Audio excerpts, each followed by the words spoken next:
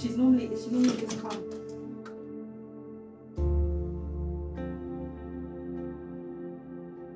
Because I've been all of this year in this country, I had very hard issues with my mental health.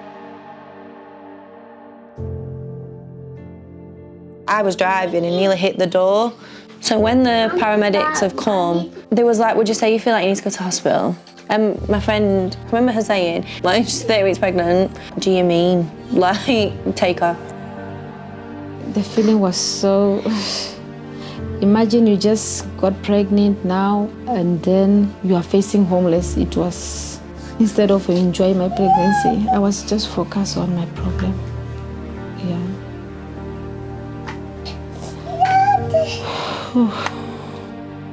A mensagem que eu quero deixar para os meus filhos é que... Ei! Quando a pessoa começa a falar dos kids.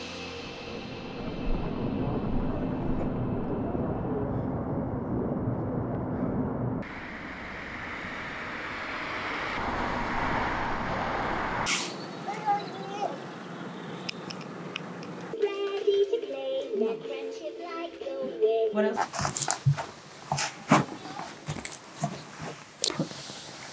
To help.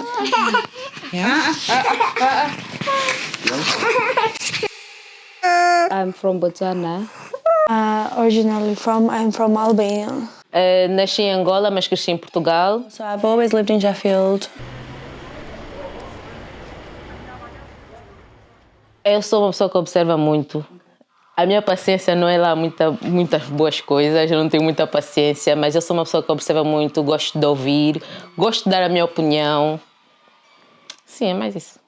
I'm self-employed, I do my own thing all the time, whether it's with work or in life, like I'm just, to myself, I'll do whatever I want, like within reason. I think really because like, I'm raising a daughter and she's my only child as well, like I just think it's made me learn not to let anything set you back.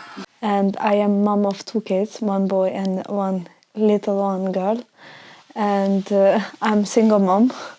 And during all my old times is about my kids. And I don't have right now any job or anything, just I left my studies on the half. I've been studying English and Maths. And just I started doing the level 1 Maths and level 1 English as well, but I left because when I was pregnant.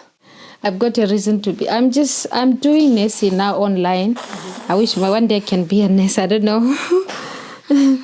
Yeah, but I don't know.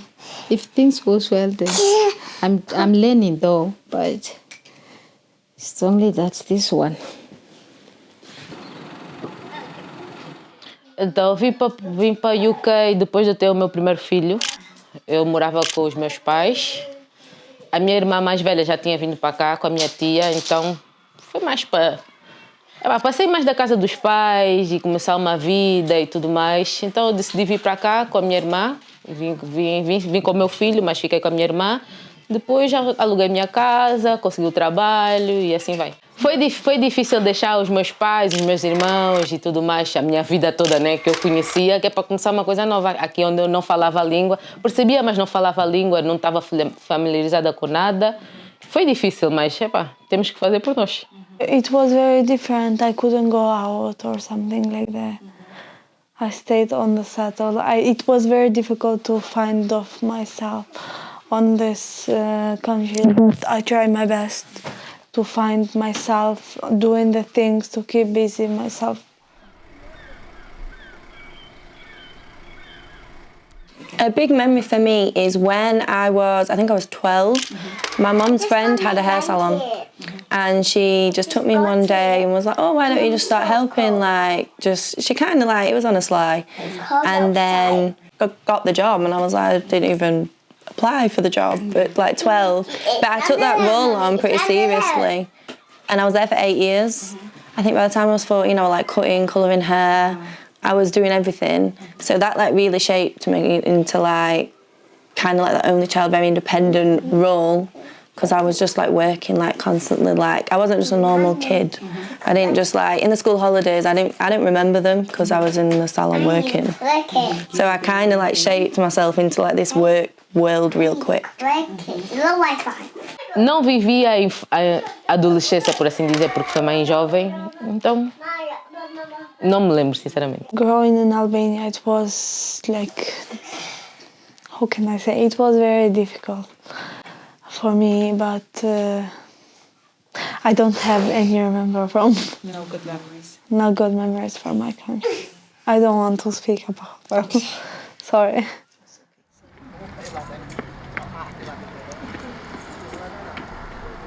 Eu descobri que eu estava grávida quando na minha festa de 22 anos. Eu nesse dia bebi tudo e mais alguma coisa. Bebi tudo e mais alguma coisa. Mas...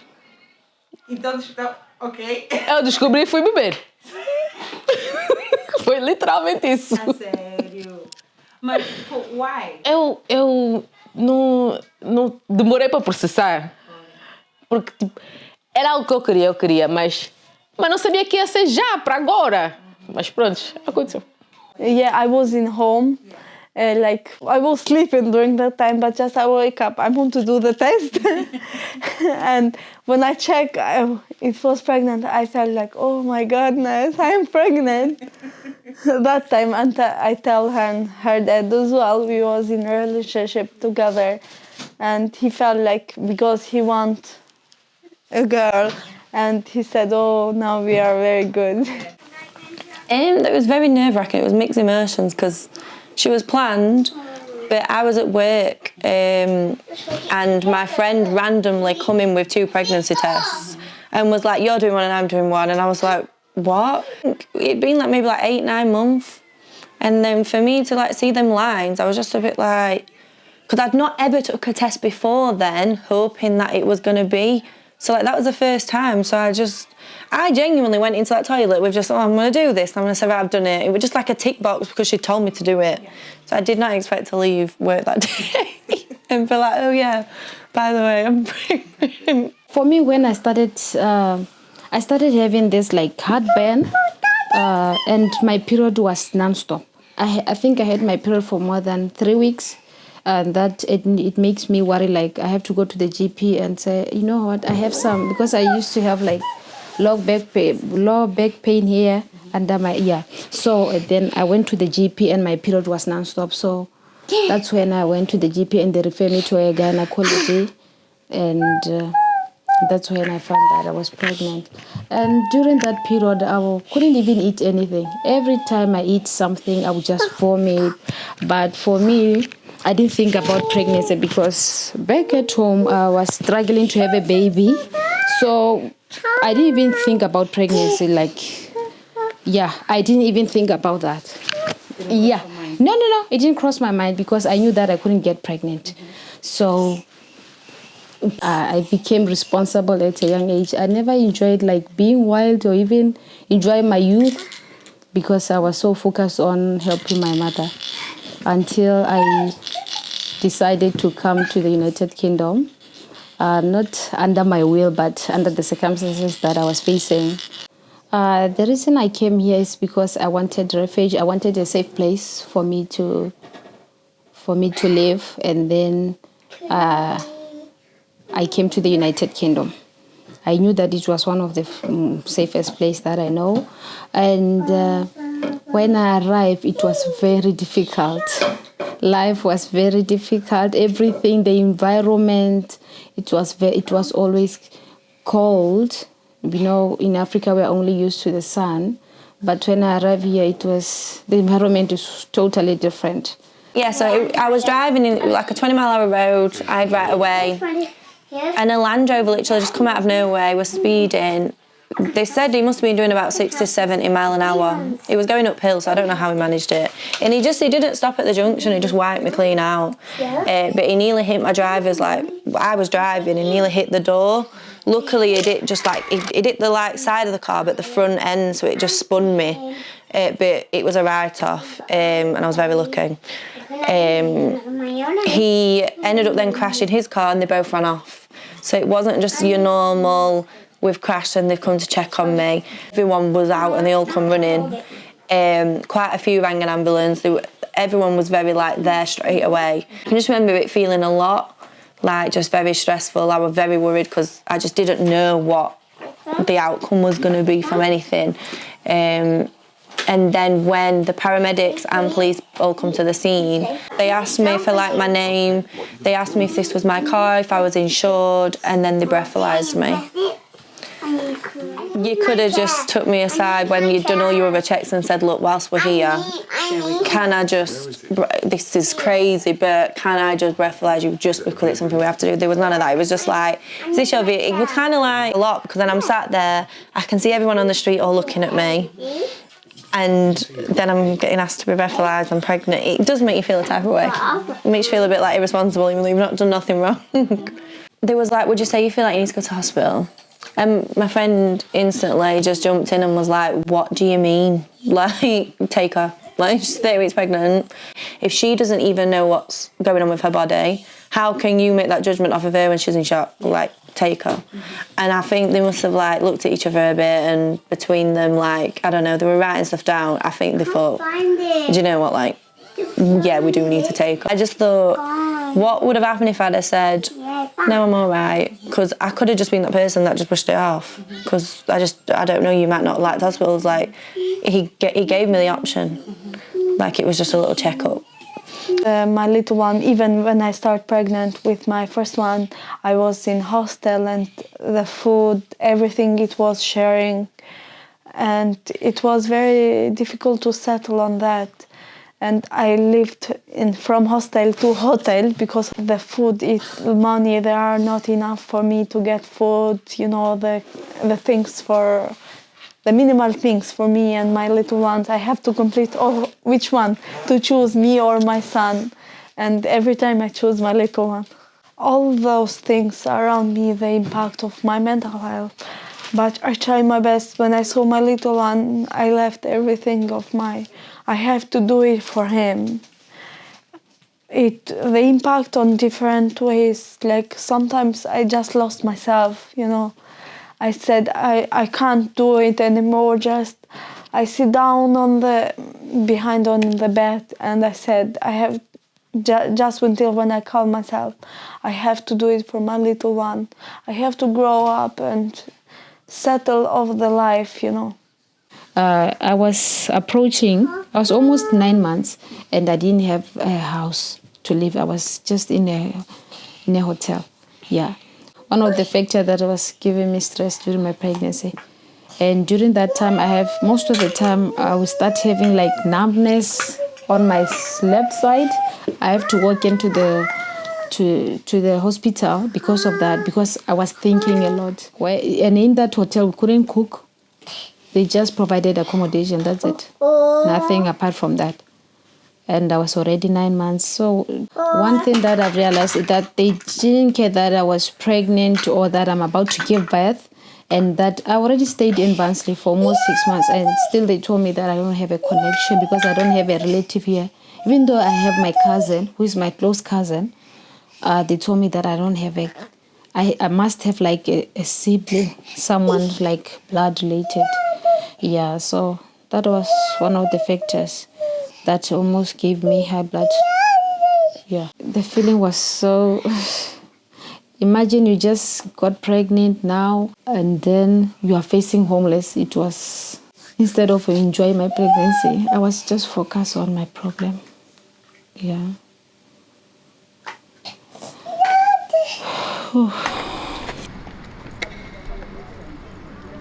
My water, for both of them, they didn't break. For him, it was very, very difficult, and it was horrible night. Even for my little one, I choose to do it, giving birth, like for myself. But they went very good until 41 weeks. But when I went to hospital, I felt pain and the things not going very well. And they went until 6 centimeters. After that, she changed the position, and they even couldn't do. And I went as well on emergency. The day that the water broke, I have to go. I have to go to the I have to walk in because my baby was not. The movement of my baby was a little bit slow, so I have to move in. I have to walk in, and then I was admitted until I gave birth. So for my water to broke because it was taking too long. They have to do all those things so that my water can broke, and then the water broke. But then this baby was taking too long to come. Yeah, and then she got and then they told me that the baby is feeling stressed, so they have to. She even pull on me, so they have to take her out. Eu tinha appointment com a midwife. Eu falei na midwife que já saiu o líquido mucoso. Ah, não, mas isso não quer dizer nada, isso não quer dizer... Eu falei, eu vou nascer hoje. E se eu nascer hoje, eu vou voltar aqui no dia seguinte para dizer que eu nasci. Eu já estava a sentir contrações, mas falei, pá, vou tomar banho, vou dormir. Dormi, acordei. 1h, eu falei, olha, liguei na minha irmã, a Carla. Liga, olha, eu vou para o hospital, eu vou nascer essa criança hoje. Às 3h, ele nasceu. Sim, imagina se fosse algo sério. Imagina se eu voltasse para casa e começasse a sangrar e a criança nascesse aqui dentro de casa.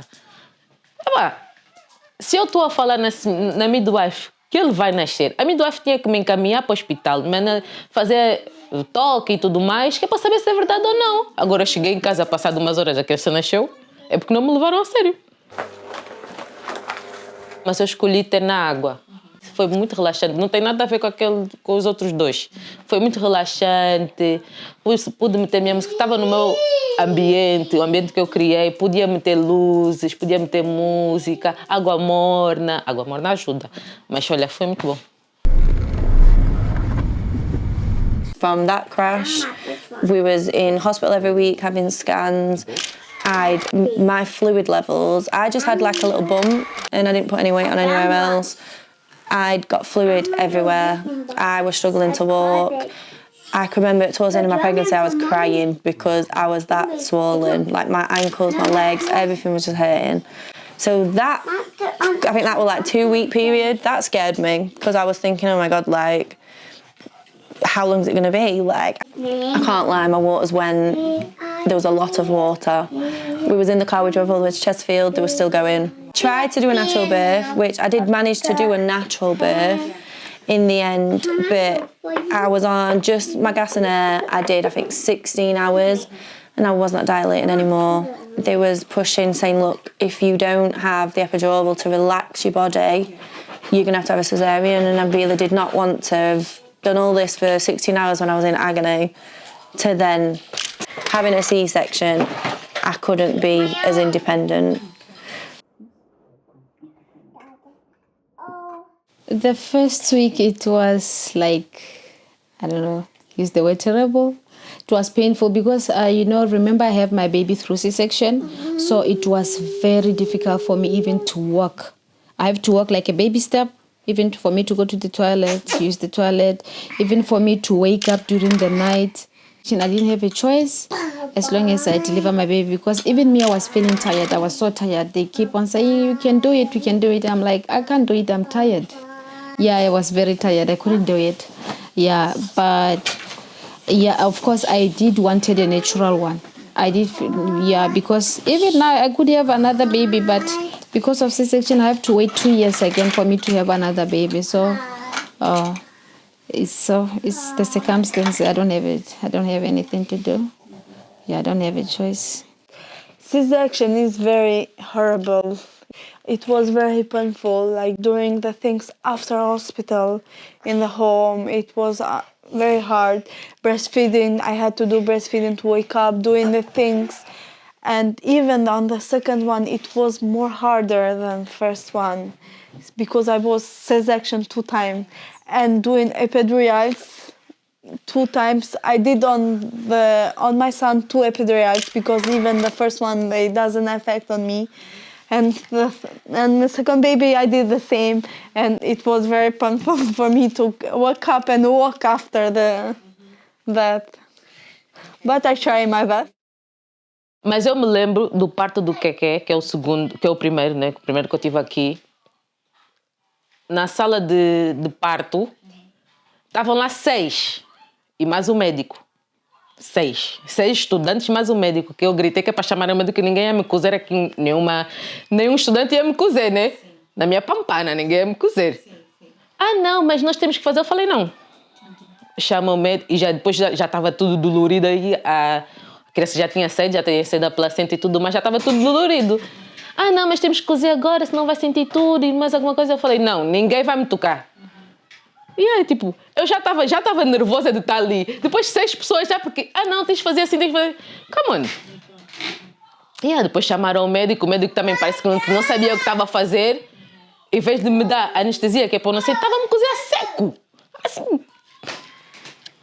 Ai. Ele estava a cozer a seco. Eu disse, meu Deus, já. E é isso. Yes, after hospital, I felt very, very helpful people. After giving birth, they come and check on baby, check on me. After hospital, they come and hear midwives, you know. And I felt very help. I felt like they helped me. Giving birth, I had the doctor on top of my head and talking, because all the times I was vomiting from my... And it was very... I never forgot the good people. They are talking and they say, come on, you are good, mom, you can do it. And until then, the baby's coming and I heard the babies. I will never forget that. It's around from my GP midwife. She was around the whole time until I gave birth. Yeah. For me, I feel like the staff were just all in. Yeah, they gave me the support that I needed. Every time they're doing something, they will come and explain everything to me. Sometimes because of their accent, they promise the accent. Sometimes they are speaking English, but you can't hear what they're saying.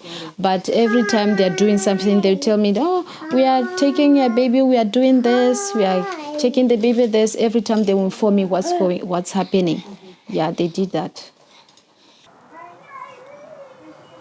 Mas me senti acolhida mais pelas minhas vizinhas da frente e uma ao pé da escola, e pela minha mãe, que ela veio de Portugal de propósito, que é para me ajudar com...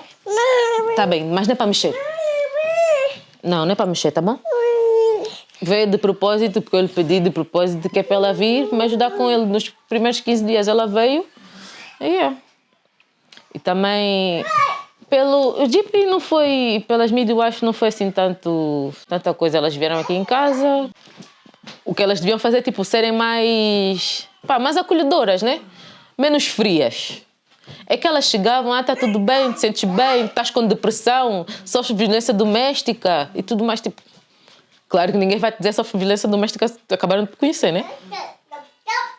Mas pronto. When I was in the room, when I was having her and giving birth, that team that I worked with, I could not rate anymore. Like, they were absolutely amazing. And I can remember the day after being released from hospital, I just wanted to sleep. And I'd got someone knocking on the door, and it was the health visitor already. And I know sometimes you'll look and be like, do you know what, that makes sense? But no one had communicated that with me. So I couldn't just open the door, and she didn't look too impressed that I didn't know she was coming. But obviously I was coming anyway. But yeah, I think it was very unorganised. But once I'd kind of got in with them again and I kind of knew who I was going to be under, I kind of just was like, what? Once I'd got that process from them, I'd got my appointments in, I'd just get on with it. 3 weeks after having her, I was at work with her. I was taking her to work with me.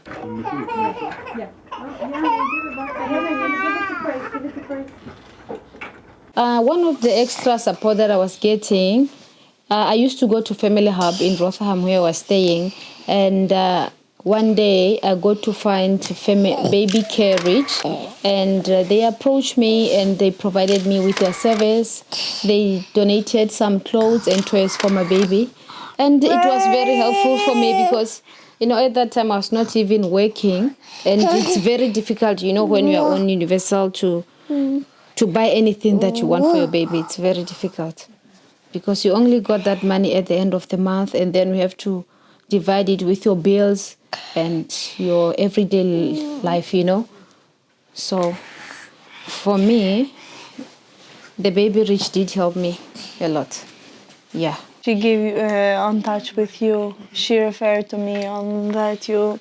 I never been on your place, but she just referred to me, and I said yes, okay, I want to do. That time you bring me a lot of the things, and right now I think just for my little one, the pushchair, you know. Were the items helpful? Yeah, they are very helpful.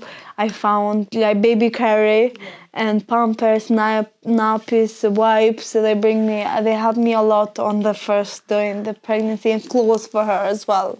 They are very helpful for me because it's not easy to, you know.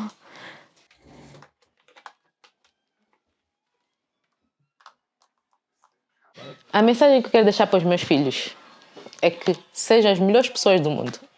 Não discriminem. Oh, várias vezes juro. Hey, it's okay. Quer água?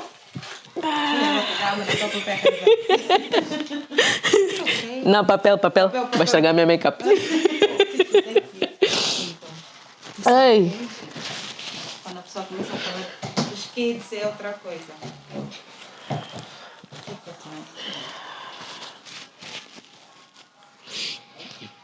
A mensagem Você é que... guerreira. Ouvi. Falar isso.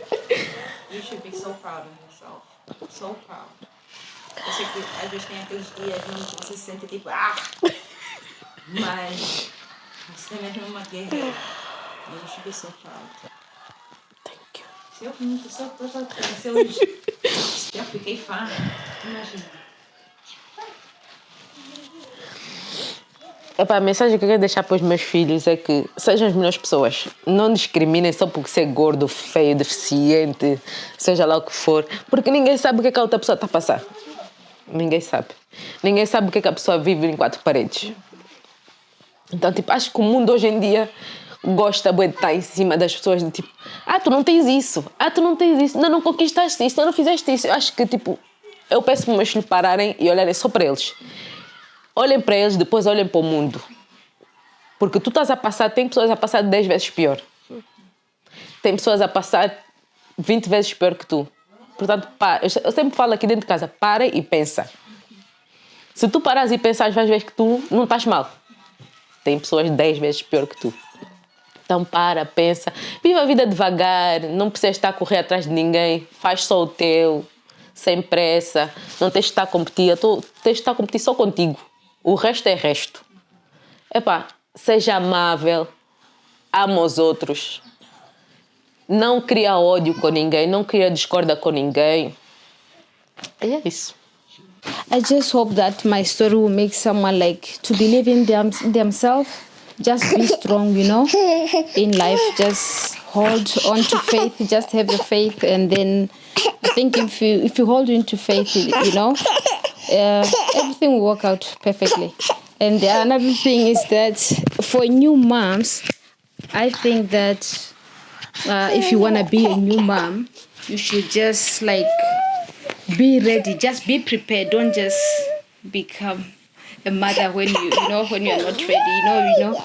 I think sometimes you have to plan when you want to have a baby. Just be ready that you are ready now. Just be like financially ready. It's very important in life. Yeah, it's very important. Yeah.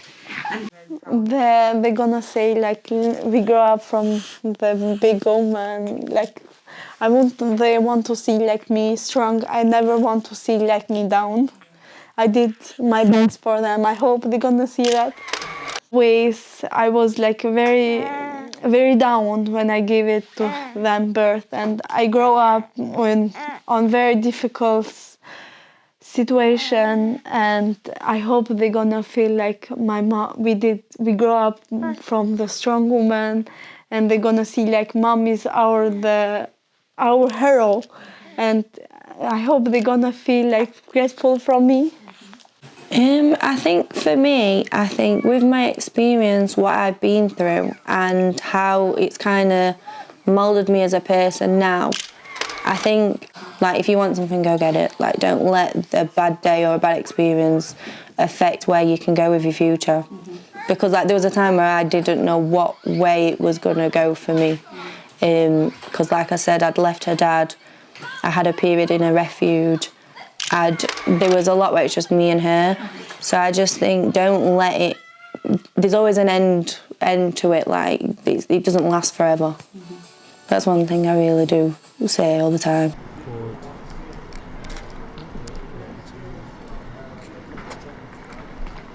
Minha mensagem para o NHS mesmo, para as pessoas que comandam, né? Comandam, por assim dizer, é tipo, façam melhor. Eu sei que eles conseguem, mas eles não querem. Porque eles querem estar sempre na boca do mundo, né? Mas façam melhor. Pelo menos para nós, nosso tom de pele, que eu já ouvi muitas histórias para o nosso tom de pele, que estão sempre a bater na mesma tecla, que não nos ouvem, que não nos veem, porque nós vamos nas emergências, podemos ficar lá o dia todo. Não estamos lá a fazer nada. Nós vamos lá pelos mesmos propósitos, pelos mesmos cuidados que os filhos dos brancos vão. Mas nós demoramos mais a ser atendidos. E nós, quando falamos, nós não somos levados a sério.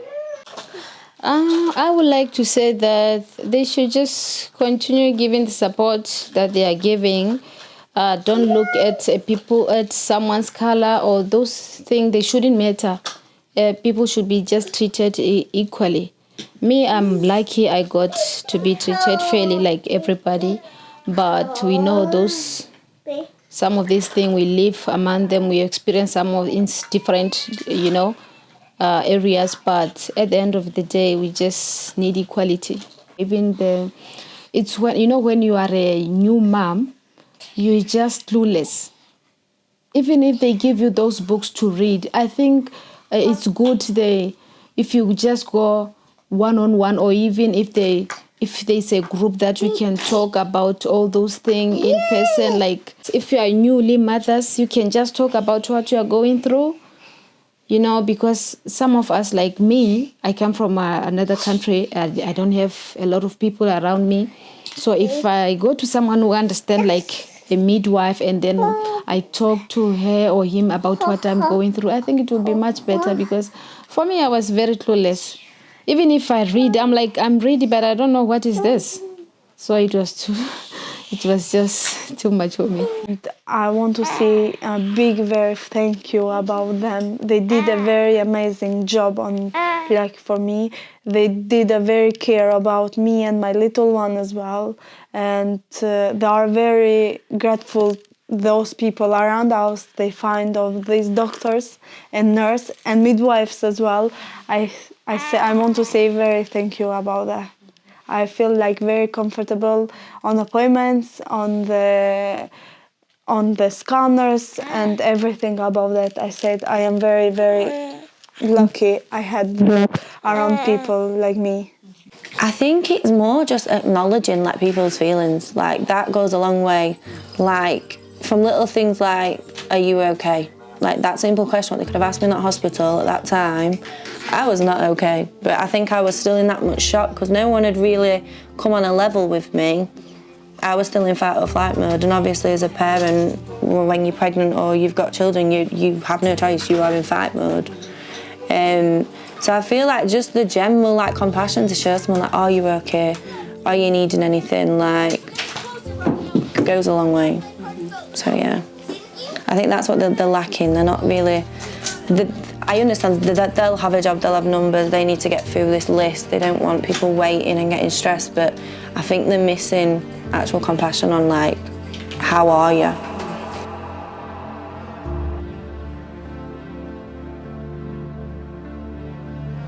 My name is Zataka Mozare. My name is Chelsea Mullen. Eu sou a Maria e esta é a minha história.